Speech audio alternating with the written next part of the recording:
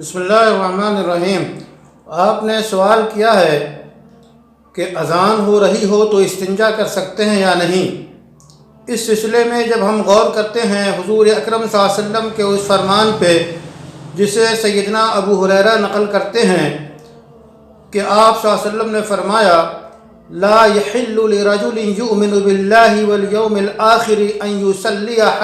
وهو حقر حتى يستخفف، یعنی آپ صلی اللہ علیہ وسلم فرما رہے ہیں کہ جس انسان کو شدید تقاضا ہو استنجے کا، اس حالت میں اس کے لیے نماز پڑھنا روا نہیں ہے۔ جب نماز ایسی عبادت ایسی حالت میں درست نہیں ہے، روا نہیں ہے، تو اذان کے بارے میں جواب واضح ہے کہ اگر استنجے کا شدید تقاضا ہو تو ایسی حالت میں استنجا کر لے، یا جماعت چھوٹنے کا خطرہ ہو تو بھی استنجے سے فارغ ہو کر جماعت میں شامل ہو۔ البتہ اگر شدید تقاضا نہ ہو اور جماعت چھوٹنے کا اندیشہ نہ ہو تو ایسی صورت میں اذان کے بعد ہی یہ استنجے سے فارغ ہو۔